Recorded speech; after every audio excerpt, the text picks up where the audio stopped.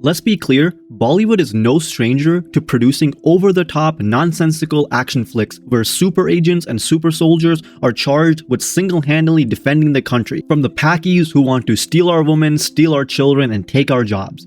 This genre, however, seems to have evolved in the last couple of years to favor more grounded and more realistic thrillers which take inspiration or directly retell the true stories of Indian patriots and even some public figures. And honestly, I have seen Indira Gandhi star in so many modern Bollywood movies that I'm just waiting for her to get her own film.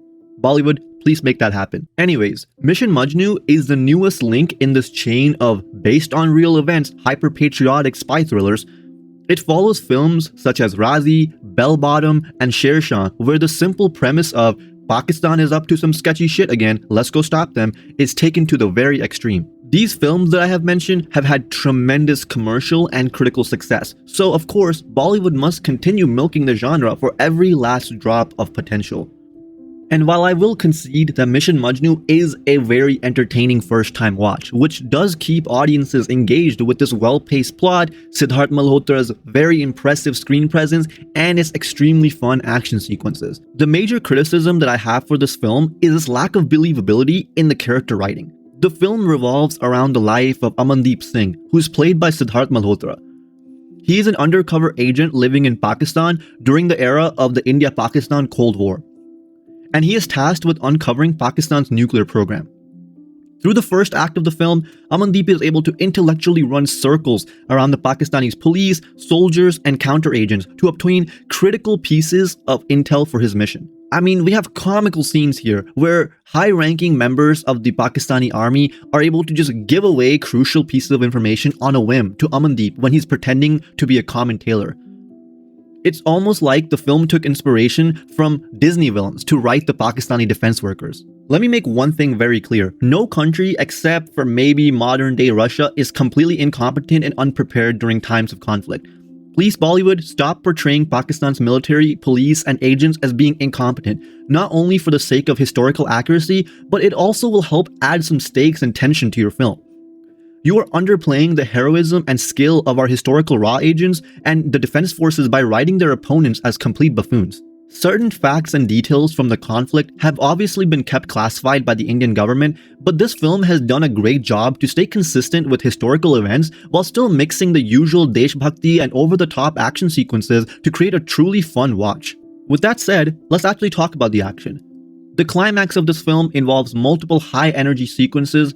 First on a train where Pakistani army men have surrounded Amandeep and he must fight his way out, dodging bullets and fending off trained soldiers in hand-to-hand combat. This scene, again, is a fun watch. It's fast-paced, the fight choreography is creative, and Sidharth Malhotra gets to shine as an action star.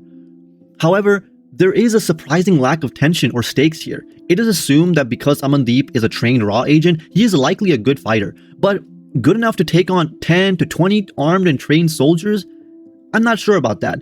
It seems like some creative liberty was definitely taken here, but it is fun, so I will allow it. The second major action sequence takes place towards the end of the film in an airport. And in this sequence, there seems to be significant character and emotional tension. The raw agents working on this operation have been exposed and are on the run. Amandeep is trying to flee Pakistan with his wife Nasreen, and he has to try and board the plane with her and without letting on to the fact that they are being chased by ISI agents.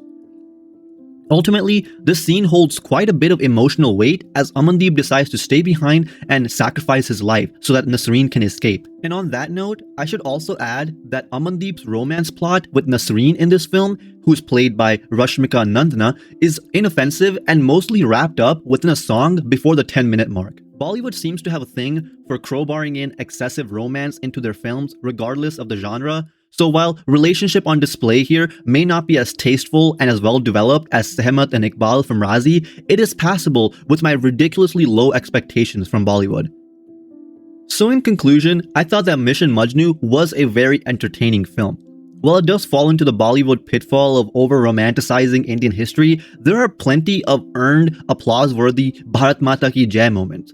With tight editing, incredible screen presence from Sidharth Malhotra, and some pretty over-the-top action sequences, this film will keep audiences engaged from start to finish. Frankly, it kind of surprised me that this film released straight to Netflix without a theatrical run. And I think that decision will greatly hurt its overall success and reception in the long run, which is kind of a shame because we need more films like this that are strictly entertaining and not trying to peddle some nonsensical message or politics. So I insist, go watch and support this film on Netflix. And with that said, I'll see you in the next one. Shakti Man out.